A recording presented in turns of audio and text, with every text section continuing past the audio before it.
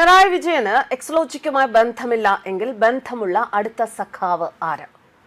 റിയാസോ. എന്തിന് എക്സലോജിക്കിന്റെ വിലാസം AKG സെന്ററിന്റെ വിലാസമാക്കി? എക്സലോജിക് CMRL സാമ്പത്തിക ഇടപാട് കേസ് സംബന്ധിച്ച് ED അന്വേഷണം പുതിയ വഴിത്തിരിവിലേക്ക് പോവുകയാണ്. പിണറായി വിജയന്റെ മകളുടെ കമ്പനി എക്സലോജിക് സൊല്യൂഷൻസ് ഓഫീസ് മേൽവിലാസം മാത്രമാണ് ബംഗളൂരുവിലേത്. എന്നാൽ സ്ഥാപനത്തിന്റെ സ്ഥിരം മേൽവിലാസം നോക്കുമ്പോൾ അത് AKG സെന്ററാണ്. എന്തുകൊണ്ട് AKG സെന്ററിന്റെ മേൽവിലാസം വെച്ചു? മുൻ മുഖ്യമന്ത്രി പിണറായി വിജയൻ പറയുന്നു അദ്ദേഹത്തിന് ഇതുമായി യാതൊരു ബന്ധവുമില്ല, മകളും പറയുന്നത് അച്ഛന് ഇതുമായി യാതൊരു ബന്ധവുമില്ല എന്നാണ്. അങ്ങനെയാണെങ്കിൽ AKG സെന്റർ എന്ന സ്ഥിരം മേൽവിലാസം വെക്കാൻ വീണയെ പ്രേരിപ്പിച്ച സഖാവ് ആര്? പിണറായി വിജയനോ റിയാസോ അല്ലാതെ മറ്റൊരു സഖാവുമായി ഇനി വീണയ്ക്ക് എന്തെങ്കിലും ബന്ധമുണ്ട്? എന്നാൽ അന്വേഷണത്തിന്റെ രീതിയും ഭാവവും മാറുകയാണ്. ED ഫലത്തിൽ പിണറായി വിജയനും CPM-നും മാസപ്പടി കേസിൽ മറുപടി പറയേണ്ട ഒരു അവസ്ഥയിലേക്ക് കാര്യങ്ങൾ നീങ്ങുകയാണ്. മുൻ മുഖ്യമന്ത്രിയും CPM-ഉം അറിഞ്ഞുള്ള ഇടപാട് തന്നെയാണ് മാസപ്പടി കേസിൽ ഉണ്ടായത് എന്നാണ് ഇതൊക്കെ കാണുമ്പോൾ കൂട്ടി വായിക്കേണ്ടത്. CMRL-ലുമായി ബന്ധപ്പെട്ട വലിയ ഇടപാടുകൾ ഇപ്പോഴും പുകമറയ്ക്കുള്ളിൽ തന്നെയാണ്. അന്വേഷണത്തിന്റെ അടുത്ത ഘട്ടം വരുമ്പോൾ ഇതെല്ലാം പുറത്തു വന്നേക്കും എന്ന സൂചനകളുമുണ്ട്. CMRL ഡയറക്ടറുടെയും പ്രധാന ഉദ്യോഗസ്ഥരുടെയും ചോദ്യം ചെയ്യൽ തുടരുന്നു. CMRL ഡയറക്ടർ ശശിധരൻ കർത്തയുടെ മകനും ഡയറക്ടറുമായ ശരണിനെ കഴിഞ്ഞ ദിവസവും ED കൊച്ചി ഓഫീസിൽ ചോദ്യം ചെയ്തതായിട്ടാണ് വിവരങ്ങൾ. ഇതിനു മുൻപും പലവട്ടം ശരണിനെ ചോദ്യം ചെയ്തിരുന്നു. വീണയെ ഈ ആഴ്ച വീണ്ടും ചോദ്യം ചെയ്യലിന് വിളിപ്പിക്കും. അതിനു മുൻപ് പരമാവധി തെളിവുകൾ ശേഖരിക്കുക എന്ന ലക്ഷ്യവുമുണ്ട്. വീണ തനിക്കൊന്നും അറിയില്ല എന്ന് പറയുമ്പോഴും മറ്റാരെങ്കിലുമാണോ വീണയ്ക്കായി കമ്പനി ഉണ്ടാക്കിയതും സാമ്പത്തിക ഇടപാടുകൾ നടത്തിയത് എന്നുമുള്ള ചോദ്യത്തിന് നിശബ്ദമാണ്. ഉത്തരം മറുപടി കിട്ടുന്നില്ല. ഈ സാഹചര്യത്തിലാണ് ED പഴുതടച്ച് മുന്നോട്ട് പോകാൻ ഒരുങ്ങുന്നത്. AKG സെന്ററിനെ കുറിച്ച് പറയുകയാണെങ്കിൽ CPM പാർട്ടി കൈയടക്കി വെച്ചിരിക്കുന്ന കേരള ജനതയുടെയും സർക്കാരിന്റെ പൊതുസ്വത്താണ് എന്നത് പ്രേക്ഷകർക്ക് വേണ്ടി ഒന്നുകൂടി പറയുകയാണ്. CPM പാർട്ടി പ്രവർത്തകർക്കോ നേതാക്കളെയോ വേദനിപ്പിക്കാൻ വേണ്ടി അല്ല.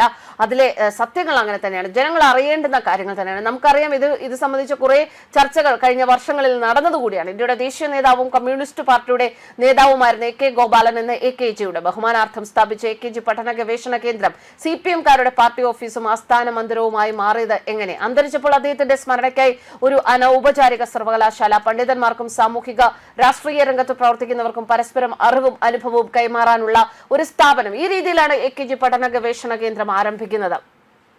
അതായത് ഒരു സർവകലാശാലയുടെ മോഡൽ, ഒരു സർവകലാശാലയുടെ അത്ര തന്നെ വലിപ്പവുമുണ്ട് ഇതിന്. 1/2 ഏക്കറിലധികം നിറഞ്ഞു നിൽക്കുന്ന വലിയൊരു കെട്ടിട സമുച്ചയമാണ്. 12 മുതൽ 15 നിലകൾ വരെയുണ്ട്. ശീതീകരിച്ച കിടപ്പുമുറികളുണ്ട്, ഓഫീസുകളുണ്ട്. SFI മുതൽ CPM സംഘടനകൾക്ക് വരെയും അവരുടെ നേതാക്കൾക്കും മന്ത്രിമാർക്കും എല്ലാം ഓഫീസുകളും മുറികളും ഒക്കെ ഉണ്ട്. ക്യാൻറ്റീനുണ്ട്, തിയേറ്റർ സംവിധാനമുണ്ട്, കോൺഫറൻസ് ഹാളുകൾ നിരവധിയുണ്ട്. എല്ലാം ആഡംബരത്തിൽ തന്നെയാണ്. CPM സംസ്ഥാന കമ്മിറ്റി ഓഫീസായ AKG സെന്റർ നിൽക്കുന്നത് പക്ഷെ സംസ്ഥാന സർക്കാർ പതിച്ചു നൽകിയ ഭൂമിയിലാണ്. AKG സ്മാരക കമ്മിറ്റിക്ക് AK ആന്റണി സർക്കാർ 1977 പതിച്ചു നൽകിയ ഭൂമിയിലാണ് AKG സെന്റർ പണിതിരിക്കുന്നത്. കോടാനുകോടികൾ മൂല്യം വരുന്ന തിരുവനന്തപുരത്തിന്റെ ഹൃദയഭാഗം AK ആന്റണി സർക്കാർ 1977 ഫ്രീ ആയി നൽകുകയായിരുന്നു. എല്ലാ രാഷ്ട്രീയക്കാർക്കും ഉപയോഗിക്കാവുന്ന വിധത്തിലുള്ള പഠന ഗവേഷണ കേന്ദ്രം സ്ഥാപിക്കാൻ എന്ന വാദം ഉയർത്തിയാണ് സൗജന്യമായി ഭൂമി വാങ്ങിയത് എന്നും എന്നാൽ CPM-ന്റെ പാർട്ടി ഓഫീസായാണ് ഇത് മാറിയെന്നും പറയുന്നു. 1977 ഓഗസ്റ്റ് 20 സർക്കാർ ഉത്തരവ് പ്രകാരം 34,408 സെന്റ് ഭൂമിയാണ് AKG സ്മാരക കമ്മിറ്റിക്ക് നൽകിയത്. അതേ വർഷം മെയ് 25 സ്മാരക കമ്മിറ്റി സെക്രട്ടറി നൽകിയ അപേക്ഷയിന്മേലാണ് സർക്കാർ അനുമതി നൽകിയത്. ഇങ്ങനെ ഒക്കെ ചരിത്രം ഉള്ളപ്പോൾ തന്നെ മനസ്സിലാക്കേണ്ട കാര്യം AKG സെന്റർ എന്ന് പറയുന്നത് അതൊരു കുടുംബ സ്വത്തല്ല, അത് കേരളത്തിലെ ജനങ്ങൾക്ക് അവകാശപ്പെട്ട പൊതുസ്വത്താണ്. ആ പൊതുസ്വത്തിന്റെ ഒരു മേൽവിലാസം എടുത്ത് സ്ഥിരം മേൽവിലാസമാക്കി കമ്പനി ഉണ്ടാക്കിയത് ആരാണ്? പിണറായി വിജയൻ അല്ലെങ്കിൽ വീണയുമായി ബന്ധമുള്ള അടുത്ത സഖാവ് എന്ന് പറയുന്നത്, ഏറ്റവും അടുത്ത ബന്ധമുള്ള അടുത്ത സഖാവ് എന്ന് പറയുന്നത് മുഹമ്മദ് റിയാസാണ്. ഇനി മുഹമ്മദ് റിയാസിനാണോ ഇതിൽ ബന്ധം എന്നത് ചിന്തിക്കേണ്ടിയിരിക്കുന്നു. മറ്റൊരു കാര്യം, പിണറായി വിജയൻ മുഖ്യമന്ത്രി ആയതിനു ശേഷമാണ് ഒരു ചത്തുകിടന്നിരുന്ന എക്സലോജിക് കമ്പനിക്ക് ഒരുപാട് മാറ്റങ്ങൾ ഉണ്ടായതും എക്സലോജിക് ഒരു വരുമാന കുതിപ്പിലേക്ക് പോകുന്നത്. ആ സമയത്ത് അദ്ദേഹം കൈകാര്യം ചെയ്തിരുന്നത് IT ഡിപ്പാർട്ട്മെന്റ് ആണ്. അതുകൊണ്ട് തന്നെ എന്തായാലും കൈയയച്ച സഹായം സ്വന്തം മകളുടെ കമ്പനിക്ക് കൊടുത്തിരിക്കും എന്ന നിഗമനങ്ങൾ പലതവണ പല ഭാഗത്തു നിന്നും ഇപ്പോഴും നിലനിൽക്കുന്നതാണ്.